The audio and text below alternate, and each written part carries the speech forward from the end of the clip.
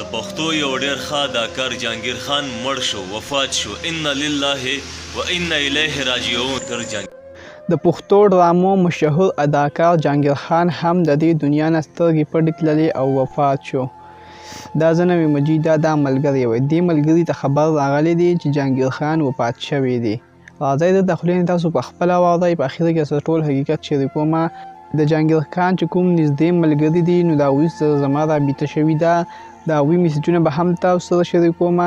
خو راځئ تاسو اول د دې ملګري دا خبرې واورئ چې دا ملګری څه وایي، جهانګیر خان په څه وجې وفات شو، رښتیا وفات شوی او که نه ده ځان یوه افوا خوره کړې. راځئ تاسو دا خبرې واورئ، د هغې نه پس پنځه خپلې خبرې کوم. د پښتو یو ډېر ښه اداکار جهانګیر خان مړ شو، وفات شو. ان لله و انا الیه راجعون. تر جهانګیر خان جانی د دې فاني دنیا نه سترګې پټې کړې. مرګ او ژوند خوشته. السلام علیکم ټولو ملګرو ته سلام. زه احسان فاروق قدرمنو. مرګ او ژوند خوشته. جهانګیر د پښتو یو ډېر ښه اکټر، یو ډېر ښه اداکار، یو ډېر ایجنټ اداکار چې ټول عمر یې فلمونو کې کار وکړو، ټول عمر یې خلک وخندول او په اکثر په فلم کې، اکثر په ډرامه کې، اکثر په فني ډرامه کې کار کړی ډېر زیات. دی چې کوم دی د چارپریزې سره تعلق ساتي، دی د کور چې کوم دی هم په چارپریزه کې و، ډېر پخوانی کور دی، اوس هم هغه اثرات یې شته، هغه یادګار یې شته دی. جهانګیر دغه شان خپل خپلوان هم ډېر زیات دي.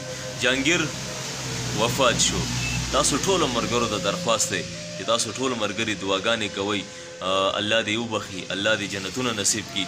هغه که دی مطلب هر څنګه و، که دی مطلب څه کار کوو څه کار یې نه کوو، نو مسلمان خو که نه، د مسلمانۍ په خاطر باندې تاسو ټولو ورونو ته. ښه دوستانو، تاسو دې شریف انسان دا خبرې واورېدلې چې دا وایي څومره په خوږه خوږه کې لګیا دی چې جهانګیر خان لاړلو، او یعنی داسې وایي چې یعنی جهانګیر خان لاړلو او دعاګانې ورته کوئ ان لله و انا الیه راجعون، او بس دا خبرې کوي. ټول خلک د جهانګیر خان چې څومره پین و، هغه پین به یي، خپلوان به یي، ټول دا په افسوس کوي چې جهانګیر خان رښتیا لاړلو که نه. دې ملګري ته زه دا وایم چې ته دې روژې ته وګوره او ستا دې دروغو ته وګوره. په دې روژه کې دومره غټ دروغ و، یعنې یو داسې انسان چې په ټول دنیا کې خلک پیژني، ته په دې روژه کې دروغ خبر رالی او شریکي چې هغه وفات شو. هغه وفات شوی نه دی، ته دا خبر شریکي چې هغه وفات شو. دا پرون نه په راهیسې دا خبر په سوشل میډیا باندې ډېر زیات وایرل دی. جهانګیر خان د یو نږدې ملګري سره زما رابطه وشو، نو هغوی چې نه جهانګیر خان خو روغ موړ دی، په جهانګیر خان هېڅ چله هم نه دی شوي، دوی صرف د ځان د لایک فالو دپاره ځان دا ویډیوګانې کوي. دا ملګری چې کوم دی دا د ډېر وخت نه په سوشل میډیا کار کوي، د ده ویډیوګانې مو مخکې نه تللې. جهانګیر خان ډرامې به یې په خپل پیج هیجولې، د هغه په ډرامو یې خپل پیج مخکې کړلو، خو هغه پیج بیا خراب شو، ډېر وخت غیب و. اوس یې نوی پیج جوړ کړی چې هغه نه دی وایرل، هغه څوک نه ګوري. نو دا وایي چې دا خو نه دی وایرل، دا چې پیټرول ولګوم یو دروغ خبر شیر کړم چې پیج وایرل شي. نو تا ستا پیج نه وایرل کېږي، دا یې په دروغو باندې وایرل کړي. دې دروغو د ګناه نه تو خبر یې.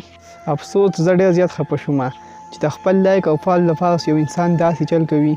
ګورئ دا سوشل میډیا خو د دې دپاره نه ده راغلې چې موږ پکې دروغ ووایو، یو انسان مړ کړو، کله عطا مړ کړو، کله مولانا اختر علي مړ کړو، کله یو کس مړ کړو، کله بل کس مړ کړو، او بس دروغ خبر شیر کړو چې لکه دا وفات شو، زموږ دا پیج مخکې لایک کړئ او فالو یې کړئ، او بس نور دغسې نور خبرونه به شیر کومه.